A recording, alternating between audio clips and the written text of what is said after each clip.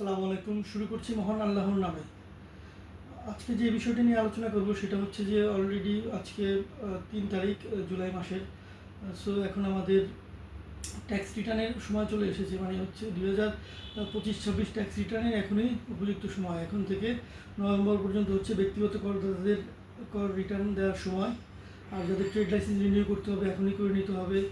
যাদের IRC renew করতে হবে বা RGSC রিপোর্ট করতে হবে তাদেরকে এখনই করতে হবে। আরেকটা বিষয় আমি আলোচনা করতে চাচ্ছি, সেটা হচ্ছে যে সবাই দেখা যাচ্ছে যে ট্যাক্স রিটার্নের ক্ষেত্রে কনসিস্টেন্সি থাকে না বা ধারাবাহিকতা থাকে না। সেই বিষয়টা কি, দেখা যাচ্ছে হঠাৎ করে একটা জমি বিক্রি দরকার বা জমি কেনা দরকার, একটা রিটার্ন করলো, তারপর দেখা যাচ্ছে যে আর খবর নাই, পরবর্তীতে করতেছে না। এটাতে করদাতায় বিপদে পড়বেন। তাকে ধারাবাহিকভাবে কর রিটার্ন করে যেতে হবে।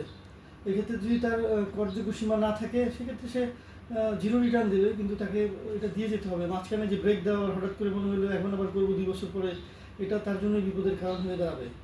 আজকের আলোচনা এই পর্যন্তই। সবাই সুস্থ থাকবেন, ভালো থাকবেন, এই কামনায় বিদায় নিচ্ছি। আল্লাহ হাফেজ।